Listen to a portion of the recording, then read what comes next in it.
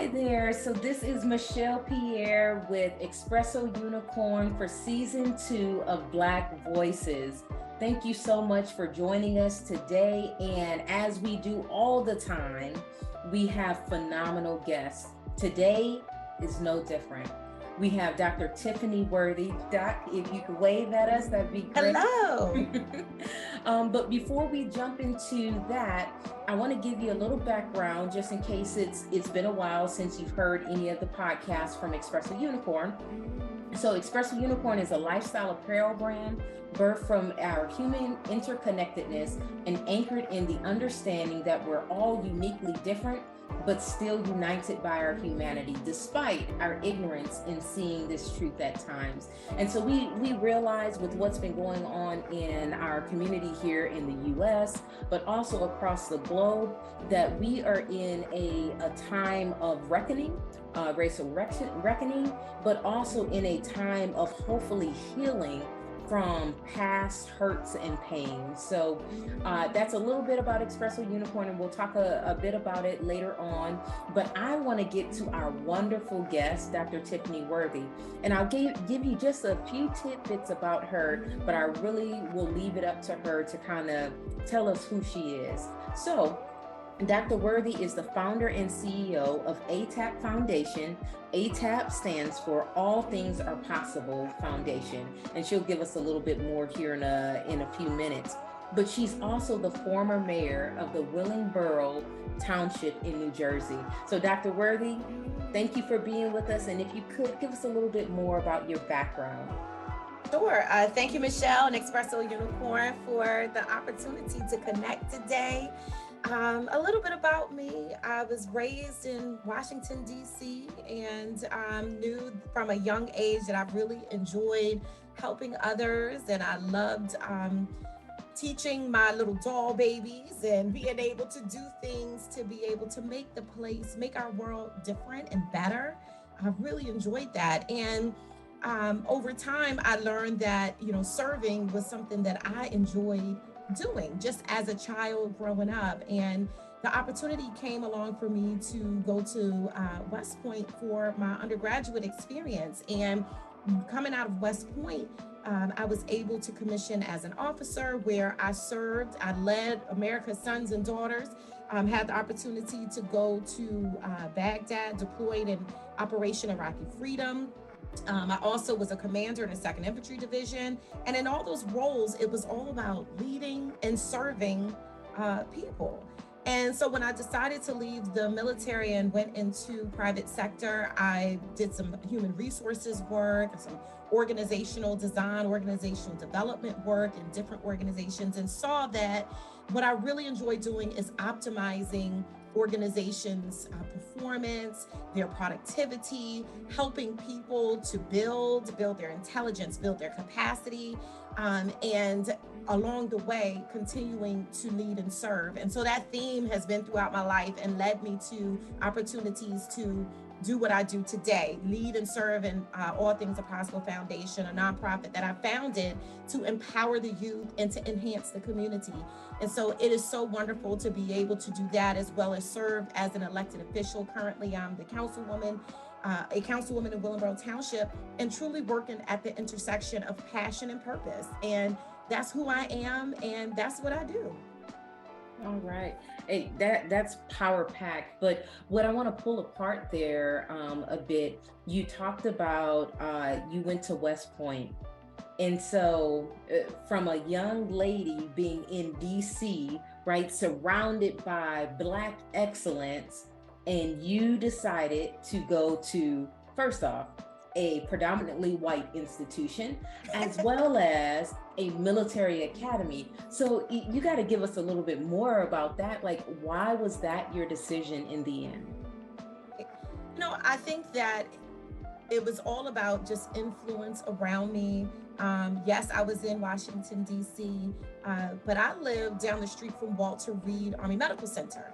And I would go to Walter Reed often with my grandfather with his doctor's appointments, and seeing the soldiers there. It was, I think, more interesting and fascinating just to see and to think about what's what. And then when I was in junior high school, my pastor's son was a cadet at West Point, and he invited my family to go to West Point for a homecoming game.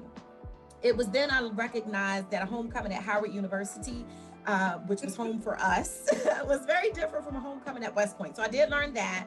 But I went up to the academy, I met different cadets, I explored the post, and I felt so at peace and at home. And I felt like, I want to do this. This is something I want to do. And the stories about, the history that is made at out of West Point is made by the people who either taught there, who attended there. Like, I was so captivated by the potential, and I saw how West Point could help me to accomplish my goal, which was truly to be able to go out and to make things better and to serve. Yeah. Oh, that's good. That's good. So again, talking about you as a young girl, right, making this decision to go to West Point. And what I think is phenomenal about that is now you as Dr. Worthy, and you reflect on that decision. And all I can think about are the influences that you had in your life, even influences that you didn't realize were influencing you, right?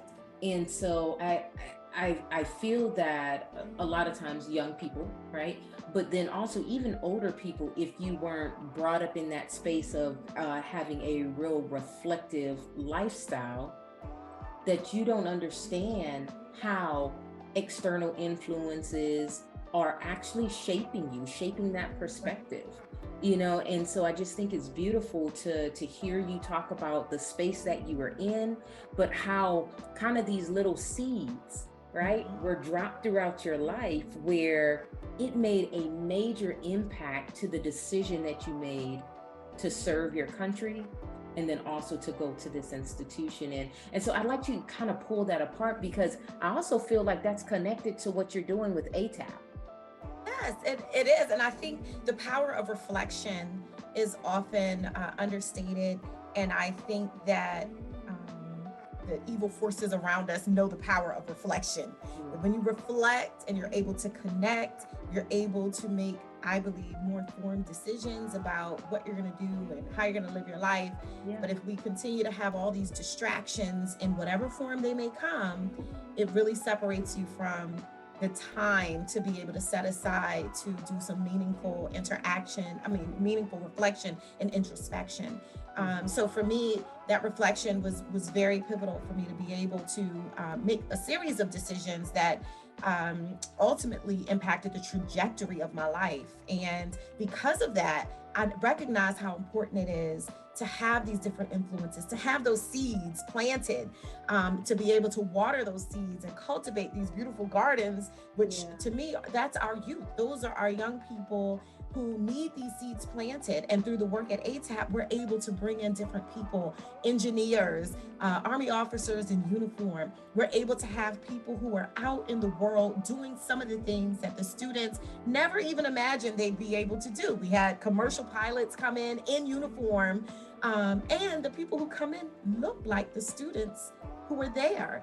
And so they're able to see people from their community come visit them in their safe space at ATAP and talk to them about the unlimited possibilities that they need to go out there and discover and explore as they are becoming. No, that's amazing that you're doing that. You're doing that for young people. And I know this is going to sound cliche, but the children are our future. As we think about where our world is going, where America is going. But even deeper than that is going back to being in that space of influences, right? And not, if we don't take an active role in ensuring that those influences are what we want to have in our kids' lives, to shape them into that responsible adult, right? To shape them into what we believe is needed for our future to carry on. But we were talking before about being in survival mode too, versus reflection, being able to do that reflection. And so I kind of want to pull on that string from a previous conversation that we've had. So if you can kind of help us understand what's the benefit of reflection versus being in this space of survival that we often find Black communities, brown communities suffering from. Yeah, so, survival mode is what I call that routine of wake up, go to work, come home, go to bed. And you get into this routine, this pattern where you're not really considering anything else because you just want to get the bag. You have bills to pay, you have things to do, you may have childcare situations. There are things that are going on in life where you're not considering anything beyond what's in your immediate control or influence. And some of the danger with that is we miss the opportunities to reflect, to connect with others. We miss the opportunity to really share our gifts and our talents with other people, even young people who may be aspiring to be on that same hamster wheel of wake up, go to work, come home. We're not even able to see ourselves and what we look like and how we're living our life. And we have young people watching what we're doing and how we are interacting with the world. Yeah. And reflection allows us the opportunity to really connect the dots between, who we are, who we were, what our families have accomplished, what those who've come before us have been able to overcome. That power of reflection is critical in communities in order for us to be able to have an aspirational trajectory of things that we can go out and go do. And so that survival mode to me is the threat of, it's a big threat because there's so much more out there for us. And we need to make sure that we're pouring into the young people to help them to see what the future can be. Yeah. So here's a question, and I'm sure some people are sitting back, thinking about this. As we're talking about kind of this reflective state and not being in survival mode, that's easier said than done, depending on the situation that you're in, right? So essentially what we're doing is asking people to elevate themselves, elevate their mindset, right? So that they can see themselves in a different space and then begin to walk into that space. But there's a lot of people in some very hard situations, dire situations. How do we reach them, right? And help them understand that reflection is also in their reach and change is in their reach as well. Yes, well, I have to say, I haven't always been in a state of mind where I have considered reflection to be something important or introspection, for a long time. I saw myself in that survival mode, even though it wasn't because of funds, it wasn't because of limited access. It was just what I saw. I was just used to that routine. The routine is what I knew because the routine is what I saw. And so I think that for people who find themselves in situations where they have immediate needs and their needs aren't met, and maybe they're fighting the biggest fight of their life right now. I'm not saying abandon the responsibilities and abandon priorities. I'm saying consider, is there another way to think about how we're approaching work, how we're approaching solving problems, how we're talking to one another, how we are responding to our children's curiosities. It doesn't mean that it's either just out frolicking or survival mode, right? I do believe that there's a safe, healthy, authentic in between, although frolicking sounds like fun. But the point is, I believe that we can find a space in there that is healthy and allows us to consider another perspective. Yes, go to work. Yes, come home. Yes, pay the bills. But do you have one day a week that you say, you know what, let's go to a meeting, a PTA meeting. Let us see what the community is doing. What are our elected officials even talking about? I'm just going to go to one meeting a month or a quarter just to find out what's happening, what's happening with my tax dollars? What's happening at my local house of worship? And so just taking a step out of that comfort zone or that survivability mode and just consider what else is happening. And even when you're in survival mode, you still have more than what someone else may have, or you may have an abundance of something where someone else is in need. And even in your survival mode, you may be able to truly be a blessing or a benefit to someone else and be connected to someone who has abundance in areas where you lack. But when we don't connect with one another and we're just on our grind, on that hamster wheel, we miss that opportunity to truly live in community. Yeah, we miss the opportunity to build our community, but we also miss the opportunity to breathe life into our kids. That's right. Right. And so kind of tying this back around to what is this really about? It's about our kids, right? It's about our nieces and nephews. It's about who's coming behind us. That's right. Know, where we are paving a path for them to realize their greatness that sometimes they don't see because they haven't been told, they haven't been exposed. And if we don't pop our head up to start connecting, then they're going to do the same thing that we're doing. Right. And I agree. Building the future is what's so important. And in order to build the future, we have to pour into the youth where they are and help them to find value and validation in who they are, their unique identities and who they're becoming, and those skills that they have that may not be refined yet, but we can see them in the making. Just like one of the teens in our program, I asked her, what does she like to do? And she said, nothing. I said, okay. And she's 14, she's a 9th grader. And I said, well, when you say nothing, what does that mean to you? What does doing nothing look like? Because doing nothing for some is very different from doing nothing for others. She said, well, doing nothing for me, I like to design things, but not clothes. I don't like to design clothes. So I said, okay, what do you like to design? She said, buildings. Okay, tell me more. So she's downloaded different software applications, purchased different software applications, and she literally designed, I've seen she told me about a school that she designed, a campus that she designed, communities. She's designing buildings. And I said, have you ever considered being an architect? And she said, no.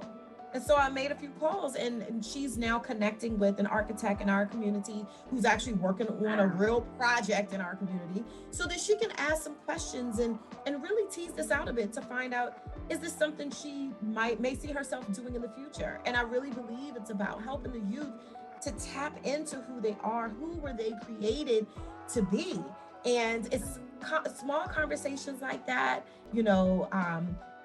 identifying those seeds that have been planted and figuring out how do we help that to grow? What can we do? Because she already had an interest, but until she finds the value or sees the value in her, what she called doing nothing, until she sees value in that, she's not likely to share it or explore it, pursue it, consider studying it, because it was nothing in her mind. So I think we have a big job to do to help the youth to identify and value those things that they already do. Yeah. And I know we're talking about a youth, and definitely I believe that's where the majority of the work is at. But also I think adults, we have adults out there who don't realize what their purpose is because they've been in survival mode for so long. And so just like this young lady, she's drawing and she's doing this and having fun with it, obviously, and she views it as nothing. Right. And possibly that could be because no one has edified her and her ability to do this thing, or possibly the other side of it where someone else has called it nothing, and I think as we look at adults who have had a very different life than kind of what we're in right now, in this digital age, that was probably more true back then than it is a lot of times now because of survival mode that minority communities lived in, and as you were talking about survival mode, I definitely started thinking about that survival mode is a part of our history, right? It's a part of legitimately our race's survival. You got to get out there, you got to go make some money because we got to sustain the family. Family was, 5, 7, sometimes up to, 12, 15 kids, right? Because you needed hands to work in that field as you sharecropped. And what was the first thing to go? It was education, because education can't feed you. At least that was the mindset, right? It can't feed you, but what can is you working this field and making sure that we can convert that to cash, to cash flow. Right. You know, and so I say all of that to say that, you know, we have a lot of adults that are still in this space of not realizing what their own purpose is, and those innate abilities that I believe that God gave us when we came out the womb. Right. And I think to your point of the history, which is so important, I think that we began to see things as either or. Either you're going to survive, or you're just not going to you're going to be broke, you're busted, you're not going to be able to pay your bills, you're going to be irresponsible. It was not that you could do what you were purposed to do, and do it in a way where you can make money and provide for yourself, your family. It was like either or.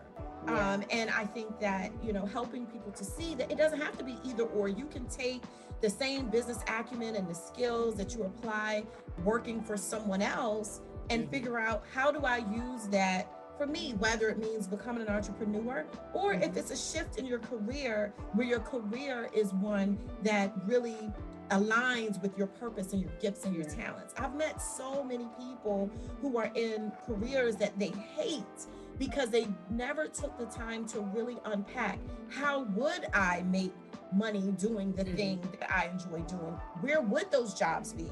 Where are those relationships?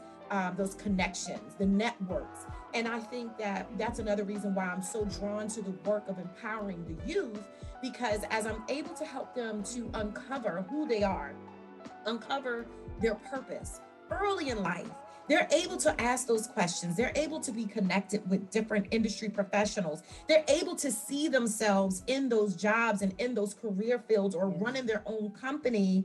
And we're not now at 35 trying to figure out how to pivot our career because we spent, the past, 17 years, 18, whatever, trying to fit into a mold that was never our mold.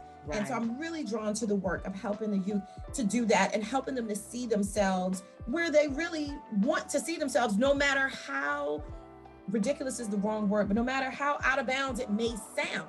Because I also recognize it's out of the box. Out of the box. It's totally out of the box. What they're looking at me like, Dr. Tiff, what box? What? They don't even see the box, right? Right. And I think helping them to be able to explore that, because truly building the future, we don't know what that future looks like. And so the way that their minds are processing things, the ideas that they have may be exactly what's needed for something that's beyond my own lifetime. Yeah, absolutely. No, I love that. They don't even see the box. Like, what box? Yeah. And when you put that in perspective, if and we always talk about think outside the box, and that comes from education, right? Which I believe is the doorway to changing a legacy, because that education becomes knowledge, and that knowledge begins to strengthen that family to change decisions that are being made in places and spaces that you find yourself, right? And and I'll come back to this, but bottom line, if the kids can't see the box, then how do they even address where they're going, right?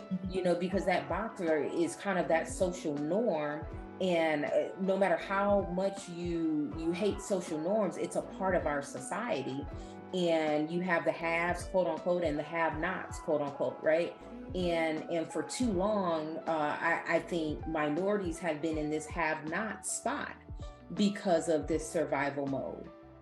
So you have to be able to kind of see what those norms are and how to figure out how to change that narrative for yourself and for your family in order to get to that next step in your legacy as a family, right? And then as a people as a whole.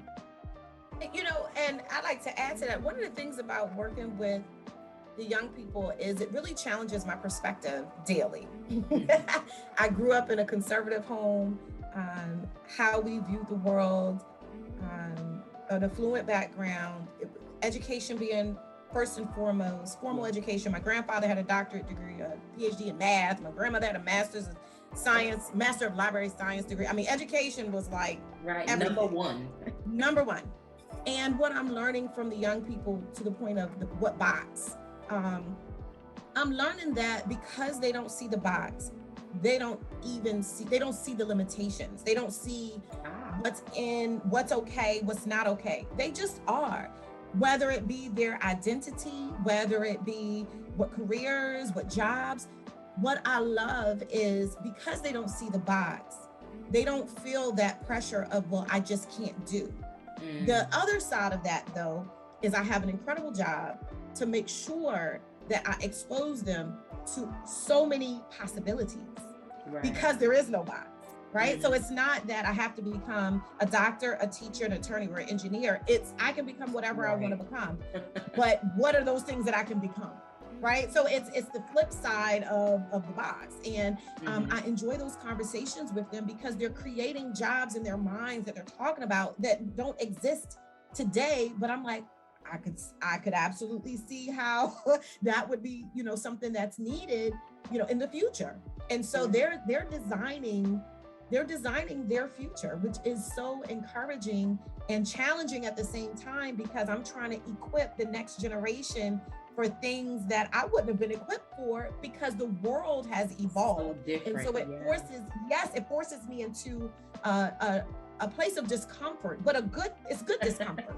It's healthy tension to make sure that they're getting what they need.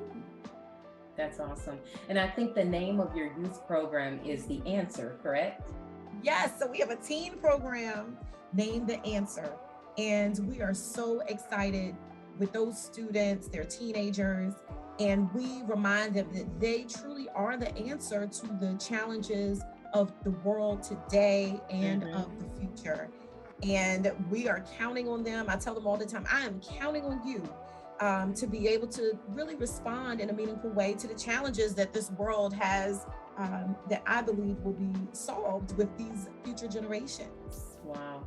I appreciate you taking the time to kind of be that mirror for the youth in your program, and probably even youth that you don't realize that you're connecting with and influencing. Because if we think about how networks work, and people, think about social media, right? That's why social media is such a hit, because I'm connected to this one's connected to that one, and therefore now we flourish, right? And we're connecting to somebody in Africa and don't even know it, right? So I appreciate you being that mirror and helping kids see their value, right? See a future that's not yet plotted, and their ability to influence that future. Yes, well, I appreciate you for allowing me the space and the time to share things that I think are meaningful to me and that would resonate with the audience also, and perhaps compel them to consider, what more can I do? How can I serve? It doesn't even require having a lot of money or a lot of time.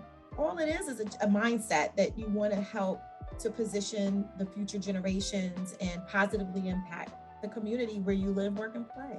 Yeah, absolutely. And so I want to hit on that community where you live, work, and play, because again, and we keep going back to this survival mode because it's true, right? It's a fact of life. As we look at a lot of our urban and rural communities, it is survival. I have to get out there, I have to work, I have to make enough money to make ends meet, and I don't have many choices for myself. But I think a huge thing that we take for granted is going back to reflection. But the other piece of that is what I call the human superpower, is the ability to change your perspective, right? And so as we think about changing perspective and changing our community, or at least influencing it in a positive manner, our perspective has a lot to do with it. And so I kind of want to turn it over to you, Dr. Worthy, to talk to us about why perspective is so important in this space of reflection. Yes, I think that the perspective is really important, because with perspective, you're able to better define or make better decisions. So I'll say it this way. Consider, you and I talked previously about using the house as a metaphor, and I really enjoyed that.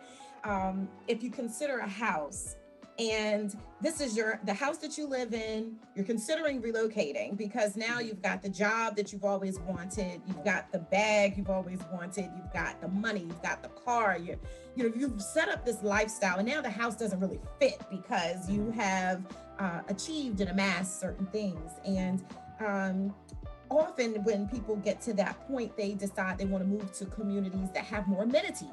And they want to move out where they may be in the majority, and they end up moving to communities where they're no longer the majority, but oh my goodness, the amenities that are in that community that aren't in the community that they're positioned in. And so I say, I look at that scenario and consider, another perspective. What if the perspective is, yes, I've gotten the job I've wanted, I've got the designer things I've wanted, I got the car that I wanted, I have everything that I want. I have discretionary time, I have discretionary money. Instead of abandoning this community and moving someplace where everything is ready-made, I'm going to take that time and energy and effort and resources, and I'm going to invest it in my community.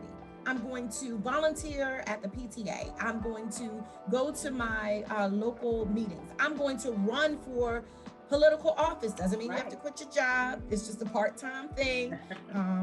I'm going to serve on a local board. I'm going to do things in my community since I am well-positioned, since I am comfortable. I'm going to meet unmet needs. And so it's through just that shift in perspective that could make such a world of difference in that community if more people do that. What if the conversations shift where neighbors are saying, you know what, why don't we run for office together? Or why don't, let's go to the PTA meeting together. Let's figure out why things are broken in certain places, and let's solve it in our community instead of abandoning the community and going someplace where it's already built. It wasn't built for you, but it's already built. It's already in place. The structures are there. And now you just continue to kind of chill and what have you. So it's just a different perspective. And I just encourage people to consider what is their current perspective, and if they were to shift their perspective, what could that look like for them? Yeah, absolutely. And so I want to pull on this string just a little bit. I think that's good advice, a good word, and I truly believe that more people need to do that. However, I will not knock anybody who decides to move from a community to give their family different opportunities, whether that be better schools, because as we know, a lot of the times you cannot go to a school out of your district unless you are paying for a private school or something like that, right? Which may be too far of a reach. But you have the means to be in a different district, different area, to provide a better school, provide more stability. And let's be real, in a lot of our minority communities, it's plagued with violence, right? If we think about the lower socioeconomic type communities, there are things there that a lot of people who have put in the work, right, who have gone and learned at some institution, whether it's vocational or something else, but they have that education under their belt, they're looking for new opportunities for them and their family. So I'll never knock them for that, but what I would love to see is kind of that other side of what you're talking about. Don't just leave the community and cut ties. Give back, right? Like, come back, be a part of the solution for that community. Be that inspiration for other people to continue to push and learn and grow. And then give your money, right? Give your time, give your space for other people, and I think that's the alternative of not necessarily staying in the community, even though I'm a firm believer that it's easier to change an organization or a community being within versus being external to it. Okay. So, and I love that. That's just, again, looking at things with a both and. We can do both. and not being so polar, either you're in or you're out. Right. It's like, no, you can do both, live in your passion or go get the bag. No, you can do both. Like there are opportunities where we can do both. And I think that's great advice and a wonderful perspective, that you may leave for whatever reason you leave, but you're able to still, pay it forward or give back to that community. Yeah. And some of that again goes back to perspective, right? So shifting that mindset, instead of in this world that we know that we are constantly influenced by immediacy, and we want to see things change, but we don't have the patience or the time to stay there and help it change, but this is just another way to still be a part of that influence, positive influence into our communities that really need it. Right. And I think, sometimes just taking a step back and thinking about whatever it is we're trying to accomplish, and thinking about the realities, the harsh realities of the challenges that would have to be overcome, the barriers that have to move, and being patient with ourselves and being patient with our community to be able to make things happen. And wait for those, not wait in terms of don't do anything, wait in terms of actively pursuing over time. And you're waiting because you have to get certain things done over time. I used to travel a lot for work, and I literally watched a community. It was a city in South Carolina, Greenville, South Carolina. I watched their airport go from this very small airport. I don't even know if they were doing TSA checks. I mean, it was like just a small airport. There was nothing to eat there. There was no coffee shop. I mean, it was like, you just go there to get on the plane, and that's it. Yeah. And over a period of about 5 or 6 years, they built these additional terminals. Chick-fil-A was there. They had a coffee house there. They had a restaurant and a sports bar and more runways. And it was an expansive project. And I used to go there quarterly. And so watching it over a period of about 5 or 6 years, I learned that, these wonderful things that we're trying to do in our communities, that we're trying to build, these projects that we're undertaking take time. And we're talking about an airport in a community where I'm sure they had the funding and the support, and they had the local officials, like everybody's swimming along with the same sheet of music, and they had the green light. But just to build out an airport with all these different terminals, it literally took time. So if we have patience for the next Chick-fil-A to come, surely we can have patience with ourselves and our communities as we're trying to build and rebuild and be able to go over these barriers and obstacles and against sometimes what other forces have in mind for our communities. And so if we're able to organize and we're able to achieve, vector force and get aligned, we'll be able to make the progress. But we do have to have the patience. It's not going to happen overnight. Maybe quicker to just move to another community. But if you truly are committed to seeing a community evolve, digging in and being part of that work can be so meaningful. Absolutely. As you were describing the airport, literally my mind shifted to people and how we change our legacy, change our narrative, change our story. Right? Because as we think about building our community, it's not just this, this arbitrary, shapeless thing, right? It's not nebulous. Right. It's not just the infrastructure that we're talking about, but it starts with the foundation, and the foundation are the people. Right? And so again, if we can have the patience for a Chick-fil-A, or for all of these amenities to come into the community, what kind of amenities can we add to ourselves, the value, the education, the knowledge that we can add to ourselves to be able to build our families, right? And therefore sustain our communities even once the actual physical infrastructure gets there. So I don't know. As you were talking, it was just this vision that kind of started shaping in my mind, and I'm just like, oh my gosh, that's amazing, right? Because that's how you change a family's name. That's how you change the legacy. Change the legacy, and you change the legacy by changing the vision. Oh yes. The vision for that family, which starts with perspective. It all goes back to to that perspective. Yeah. And who you're becoming. Oh, I'm sorry. Go ahead. No, go right ahead. Well, I was going to say, and with the understanding that we're all starting at different places. That's right. So a lot of people talk about meritocracy. Obviously, over the last 2.5 years, there's been a lot of talk about equity and equality, but the realization needs to be there that we don't all start in the same place. And if our measuring stick is based off of the person next to us, we'll always think we're inadequate. That's right. That's right. It's so important to realize where you're starting and then to run your race. I had a colleague come up to me several years ago. I had a birthday gathering and she was like, I just, as I'm here with you, I just feel like I'm so behind. I need to catch up. I just need to catch up. You've done this and you've done that and you've done this and you've done that. And I said, well, wait a minute. First of all, we're not in competition. It's not that kind of thing here. I'm running your race, you're running your race, but we're not racing each other. Right. Race just being a journey. And I said, but there are things that you've experienced that I didn't experience. There were barriers that you had in your life I never had to deal with. There were access issues. I mean, I'm very familiar with her life story and she wrote a book about it. I think I have a book worthy life, but it's a whole different read. My book is different. It's a different book. And so we've had conversations about that over the years where she starts feeling down and for whatever reason, she keeps comparing herself to me. And I said, don't compare yourself to me. Compare yourself to who you're supposed to be becoming. Whoever you're becoming, whatever you've been purposed to do, that's the goal.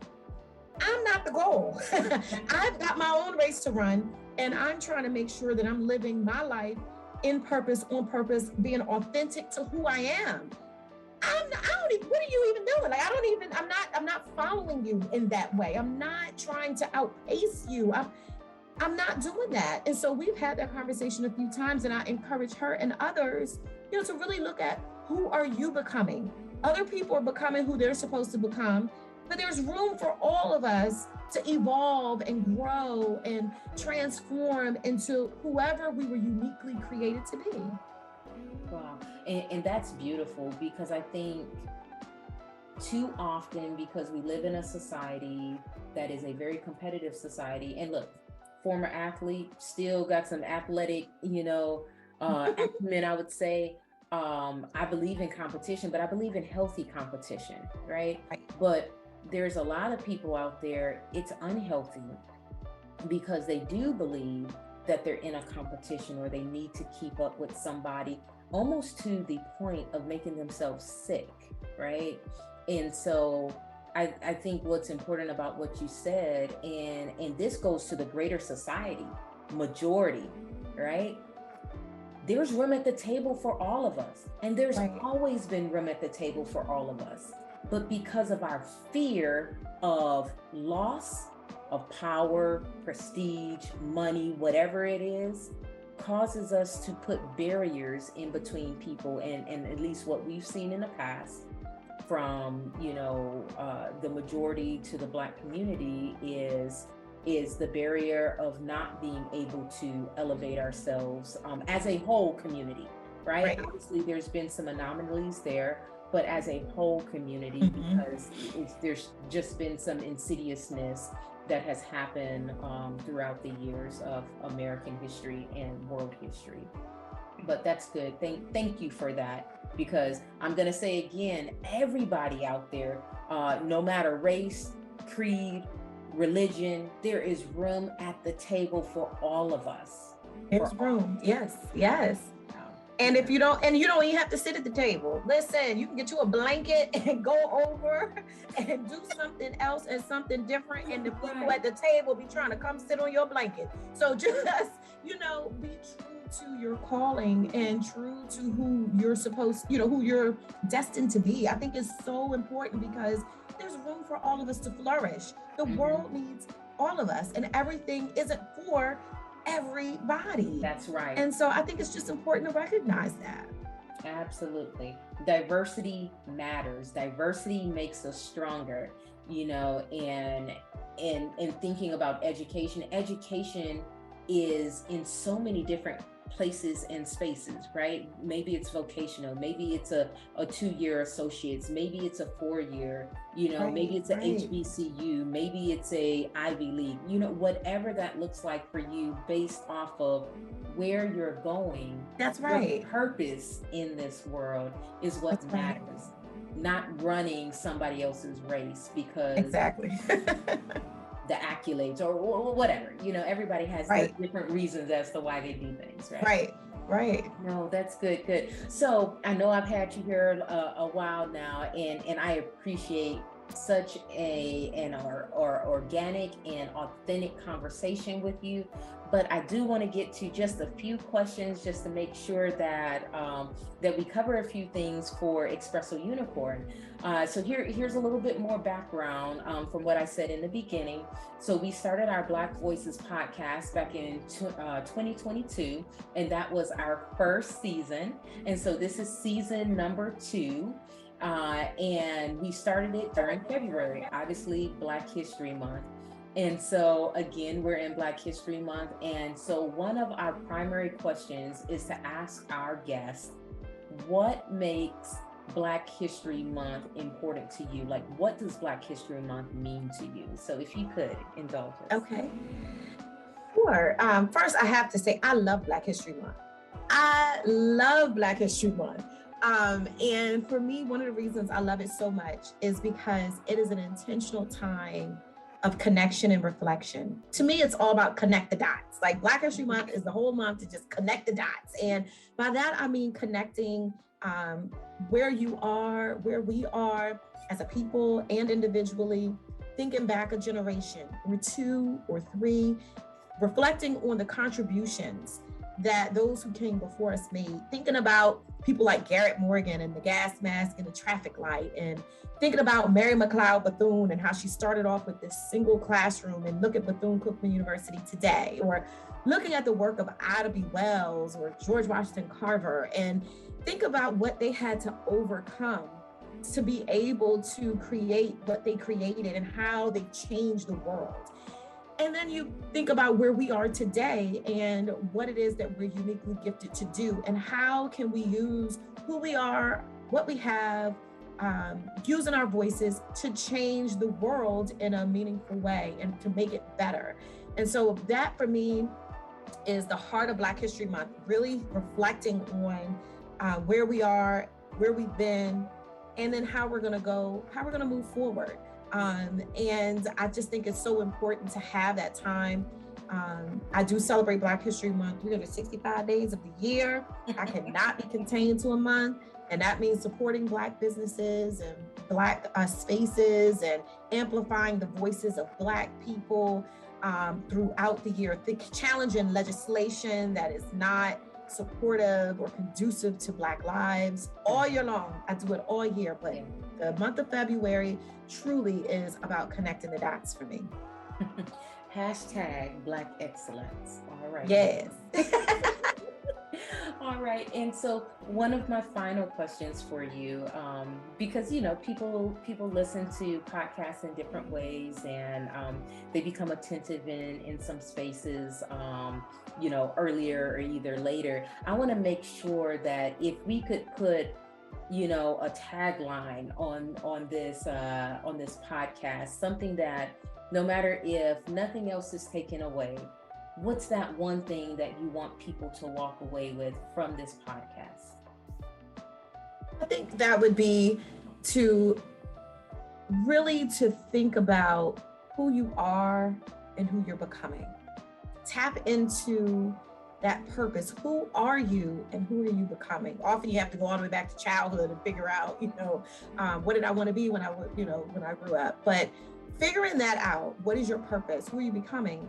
And then realizing that everything that you need to be able to achieve that purpose is either within you or it's within reach. And I think that those things are most critical, because if you tap into who you are and you already know that you have everything you need to become that, I think that you will be better positioned and compelled to move forward in actually achieving that. So that's what I would want to leave the audience with. Okay.